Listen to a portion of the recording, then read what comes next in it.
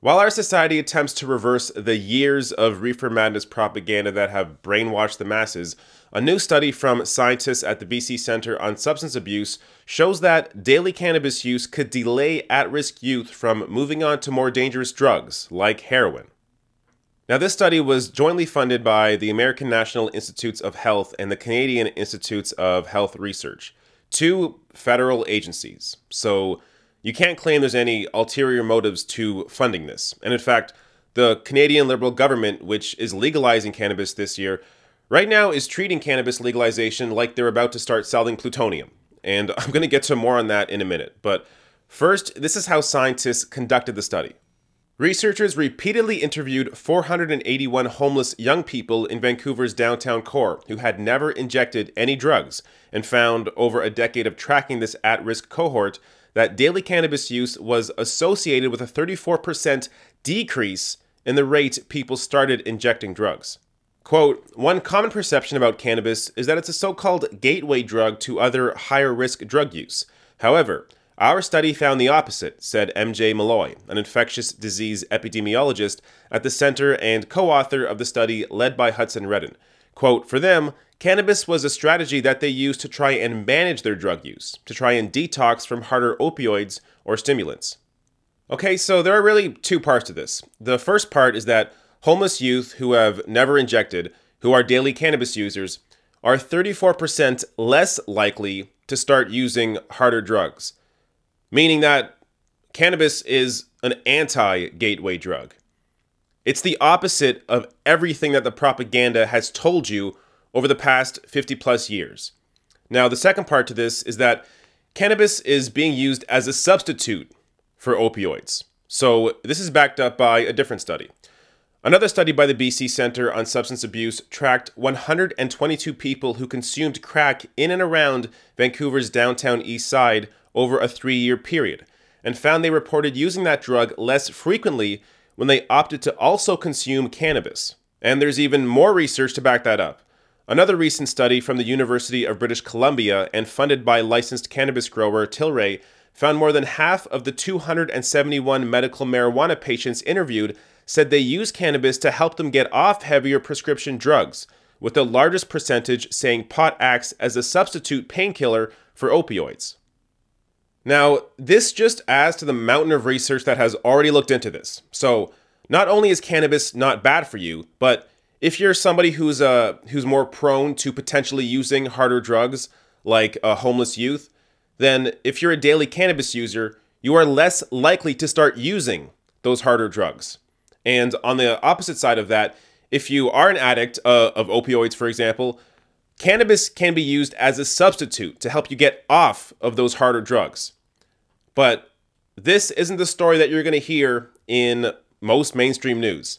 Even in Canada, where we are currently in the process of legalizing cannabis, and our Liberal government, who is legalizing it, they are all treating it like we're about to start selling nuclear waste. So first, let me show you the packaging that cannabis is going to be sold in Canada. So this is an image of the plain packaging that cannabis must be sold in Canada. And all a company is allowed to do is include their name and the brand of cannabis that they're selling. And what takes up the most space on this packaging is a giant warning label, where many of the suggested warnings aren't even true. So one of the suggested warning labels for that cannabis packaging is this: warning, regular use of cannabis can increase the risk of psychosis and schizophrenia. Now, this is a statement that just doesn't have the data to back it up.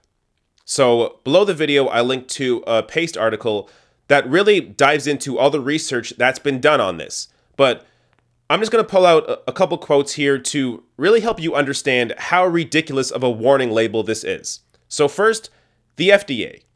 So the FDA in America has recommended that marijuana stay a Schedule I drug, meaning that it's on the same level as harder drugs like heroin, which is just absolutely ridiculous. But even with that, the FDA has admitted that there just is no link between marijuana and psychosis. So this is what they say.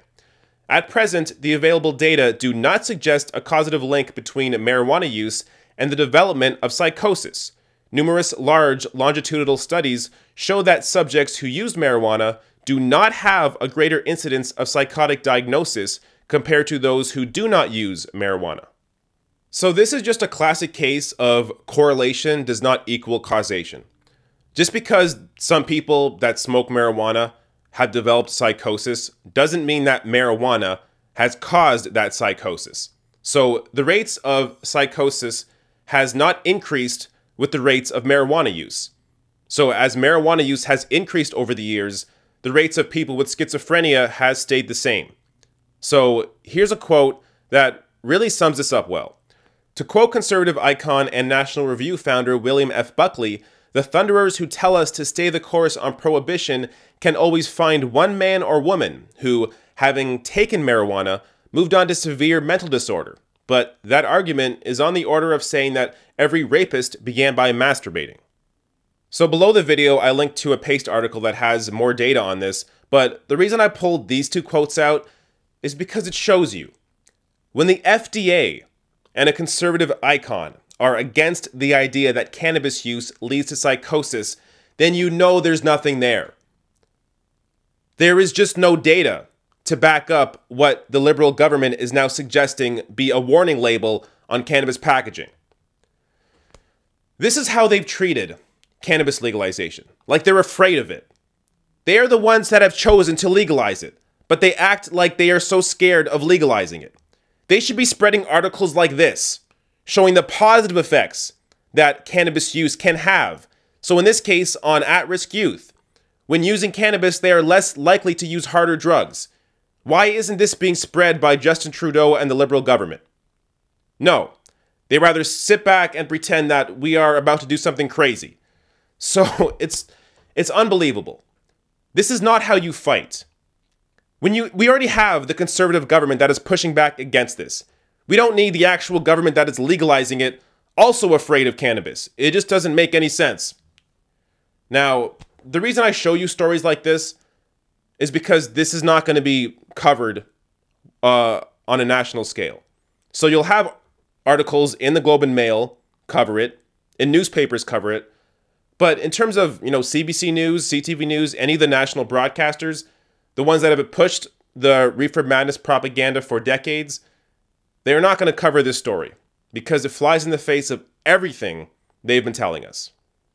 Hey, if you like this video, hit that subscribe button below and consider throwing me a few bucks on Patreon at patreon.com/therationalnational or therationalnational.com/join.